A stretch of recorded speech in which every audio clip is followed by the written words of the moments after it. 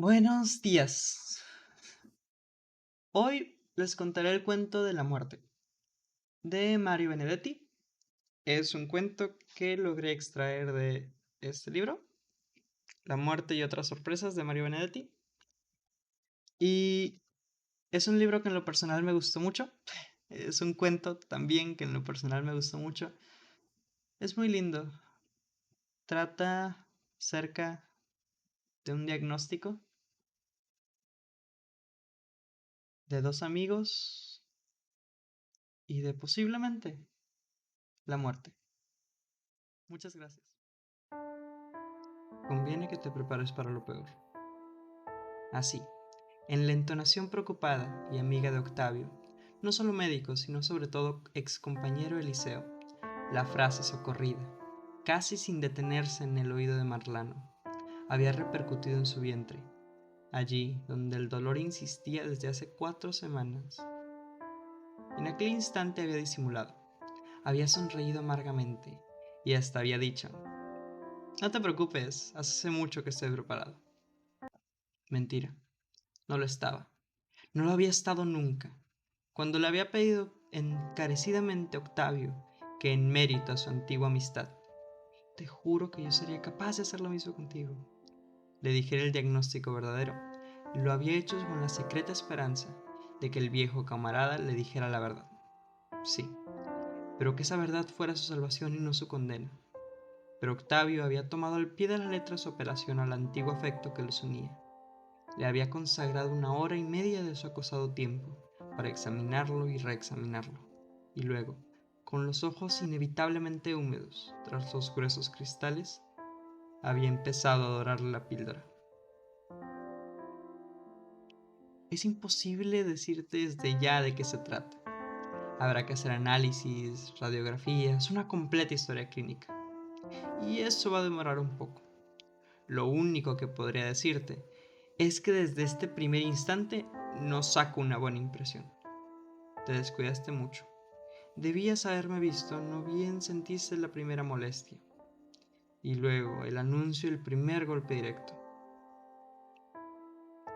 Ya que me pedís, en nombre de nuestra amistad, que sea estrictamente sincero contigo, te diría que, por las dudas,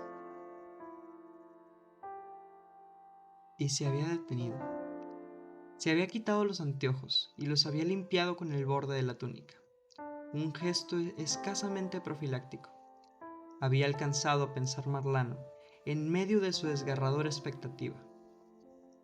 ¿Por las dudas qué?, preguntó, tratando de que el tono fuera sobrio, casi indiferente, y allí se desplomó el cielo. Conviene que te prepares para lo peor. De eso hacía 9 días. Después vino la serie de análisis, radiografías, etc. Había aguantado los pinchazos y las propias desnudeces con una entereza de la que no se creía capaz. En una sola ocasión, cuando volvió a casa y se encontró solo, porque Agüeda había salido con los chicos y su padre estaba en el interior, había perdido todo dominio de sí mismo, y allí, de pie, frente a la ventana abierta de par en par, en su estudio inundado por el más espléndido sol de otoño, había logrado llorar como una criatura, sin molestarse siquiera por enjuagar sus lágrimas. Esperanza, esperanzas, hay esperanzas, unas veces en singular y otras en plural. Octavio se lo había repetido de 100 modos distintos, con sonrisas, con bromas, con piedad, con palmadas amistosas, con semiabrazos, con recuerdos del liceo, con saludo a Agüeda, con el ceño escéptico, con los ojos entornados, con tics nerviosos, con preguntas sobre los chicos. Seguramente estaba arrepentido de haber sido brutalmente sincero y quería, de algún modo, amortiguar los efectos del golpe. Seguramente. Pero ¿y si hubiera esperanzas? O una sola. Alcanzaba con una escueta esperanza, una diminuta esperancita en un mínimo singular. ¿Y si los análisis, las placas y otros fastidios decían al fin en su lenguaje esotérico, en su profecía en clave, que la vida tenía permiso para unos años más? No pedía mucho, 5 años, a lo mejor 10. Ahora que atravesaba la Plaza Independencia para encontrarse con Octavio y su dictamen final, sentía que esos singulares y plurales habían, pese a todo, germinado en él. Quizá a ello se debía a que el dolor había disminuido considerablemente, aunque no se le ocultaba que acaso tuvieran algo que ver con ese alivio las pastillas recetadas por Octavio e ingeridas puntualmente por él. Pero mientras tanto, al acercarse a la meta, su expectativa se volvía casi insoportable. En determinado momento se le aflojaron las piernas. Se dijo que no podía llegar al consultorio en ese estado y decidió sentarse en un banco de la plaza. Rechazó con la cabeza la oferta de lustrabotas. No se sentía con las fuerzas para entablar el consabido diálogo sobre el tiempo y la inflación, y esperó tranquilizarse. Agüeda y Susana, Susana y Agüeda. ¿Cuál sería el orden preferencial? Ni siquiera en ese instante era capaz de decidirlo. Agüeda era la comprensión y la incomprensión ya estratificadas, la frontera ya sin litigios, el presente repetido, pero también había una calidez insustituible en la repetición, los años y años de prognosticarse mutuamente, de saberse de memoria, los dos hijos, los dos hijos. Susana era la clandestinidad, la sorpresa, pero también la sorpresa iba evolucionando hacia el hábito. Las zonas de vida desconocida, no compartidas, en sombra, la reyerta y la reconciliación conmovedoras, los celos conservadores y los celos revolucionarios, la frontera indecisa, la caricia nueva, e insensiblemente se iba apareciendo el gesto repetido, el no pronosticarse sino adivinarse, el no saberse de memoria sino de intuición. Agüeda y Susana, Susana y Agüeda.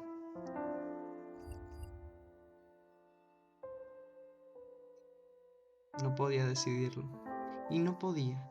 Acababa de advertirlo en el preciso instante en que se debió saludar con la mano un antiguo compañero de trabajo, sencillamente porque pensaba en ellas como cosas suyas, como sectores de Mariano Ojeda, y no como vidas independientes, como seres que vivían por cuenta propia. Agüeda y Susana, Susana y Agüeda, eran en ese instante partes de su organismo, tan suyas como esa abyecta fatiga extraña que lo amenazaba. Además, estaban Coco y sobre todo Selvita, claro, pero él no quería. No quería. No quería pensar ahora en los chicos, aunque se daba cuenta de que en algún momento tendría que afrontarlo. No quería pensar porque entonces sí se derrumbaría y ni siquiera tendría fuerzas para llegar al consultorio. Había que ser honesto y sin embargo reconocer de antemano que allí iba a ser menos egoísta y más increíblemente generoso, porque si se destrozaba en ese pensamiento, y seguramente se iba a destrozar, no sería pensando en sí mismo sino en ellos, o por lo menos más en ellos que en sí mismo, más en la novata tristeza que los acechaba que en la propia vida y veterana noción de quedarse sin ellos, sin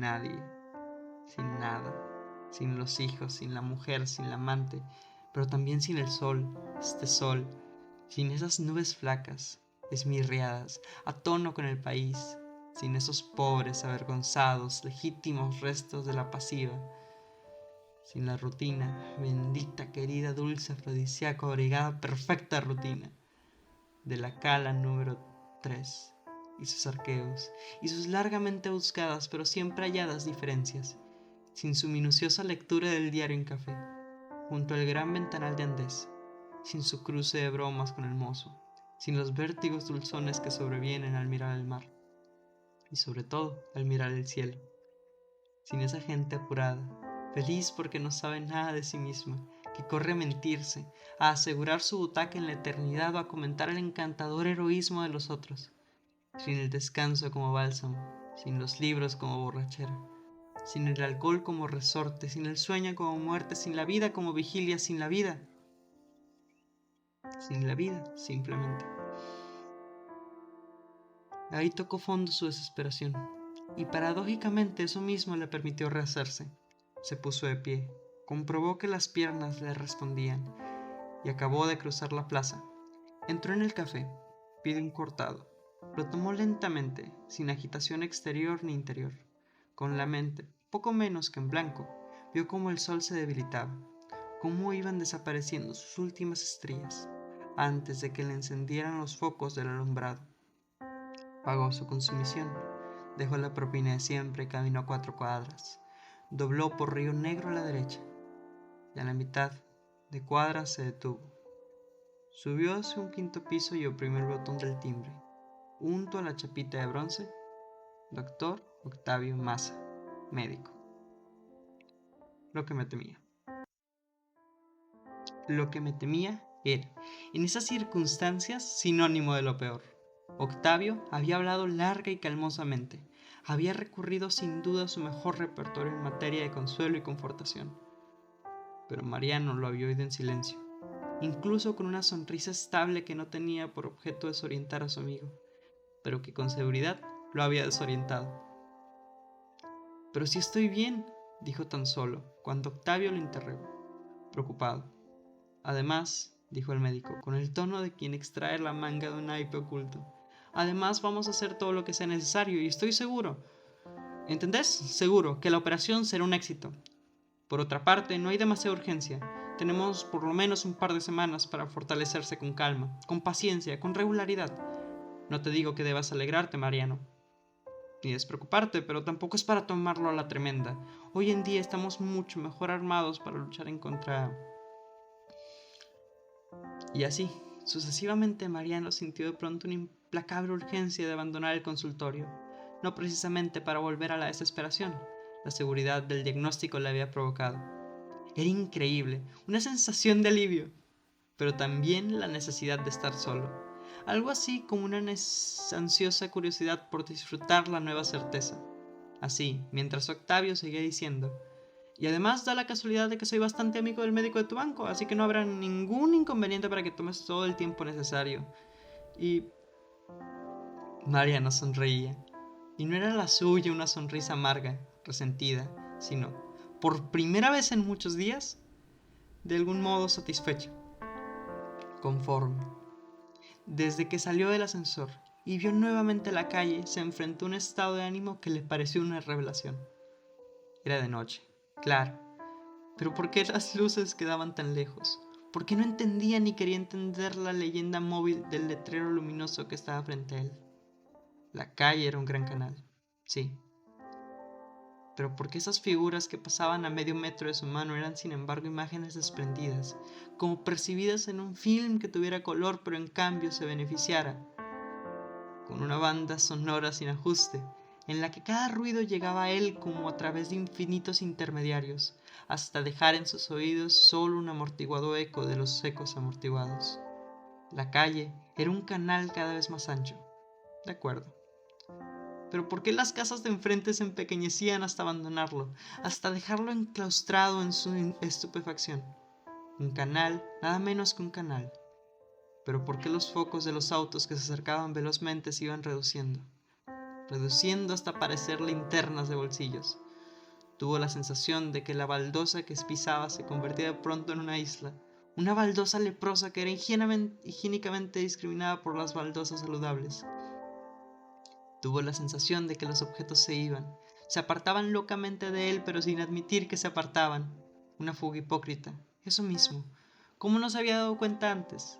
De todos modos, aquella vertiginosa huida de las cosas, de los seres, del suelo, del cielo, le daba una suerte de poder. ¿Y si esto podía ser la muerte? ¿Nada más que esto? Pensó con inesperada avidez. Y sin embargo, estaba vivo. Ni Agüeda ni Susana, ni Coco ni Selvita, ni Octavio ni su padre en el interior, ni la caja número 3. Solo ese foco de luz, enorme, es decir, enorme al principio, que venía quién sabe dónde, no tan enorme después. Valía la pena la isla baldosa, más chico luego. Valía la pena afrontarlo todo en medio de la calle, pequeño, más pequeño, sí, insignificante. aquí mismo. No importa que los demás huyan. Si el foquito se acerca alejándose. Aquí mismo, la linternita, la luciérnaga, cada vez más lejos y más cerca, a 10 kilómetros y también a 10 centímetros de unos ojos que nunca más habrán de encandilarse. Y espero que les haya gustado el cuento. No olviden comentarme si tienen alguna sugerencia, algún cuento que quieran que lea o si alguna recomendación para poder grabar mejor. Muchas gracias a todos y cuídense. Tengan buen día.